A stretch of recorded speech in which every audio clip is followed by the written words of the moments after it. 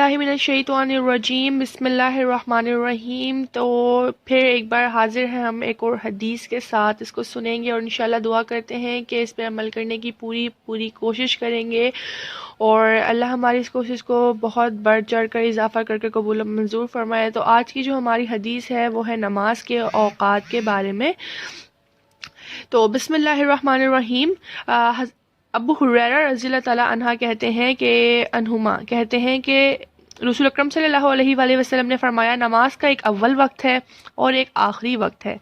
ظہر کا اول وقت وہ ہے جب سورج ڈھل جائے، اور اس کا آخری وقت وہ ہے جب عصر کا وقت شروع ہو جائے، اور عصر کا اول وقت وہ ہے جب عصر کا وقت ایک مثل سے شروع ہو جائے، اور آخر وقت وہ ہے جب سورج پیلا ہو جائے، اور مغرب کا اول وقت وہ ہے جب سورج ڈوب جائے، اور آخری وقت وہ ہے جب شفق غائب ہو جائے، اور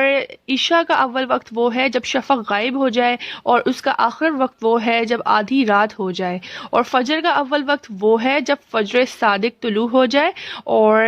آخر وقت وہ ہے جب سورج نکل جائے۔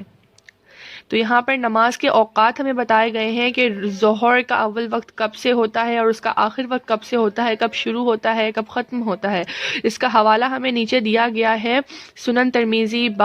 چیپٹر 2 باب 2 ہے، حدیث نمبر 151 ہے۔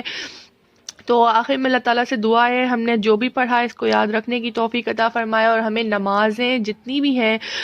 وہ ہمیں اولین وقت میں ادا کرنے کی توفیق عطا فرمائے، اور ہماری ہر عبادات کو، بہت چھوٹی چھوٹی اور بہت غلطیوں والی عبادات جو ہماری ہوتی ہیں ان کو یا اللہ معاف فرمائے، اور بہت زیادہ بڑھ چڑھ کر، بہت زیادہ اضافہ کر کر اپنی بارگاہ میں قبول و منظور فرمائے۔ انشاءاللہ ملتے ہیں بہت جلد ایک اور حدیث کے ساتھ، تب تک دیجیے مجھے اجازت، اللہ حافظ۔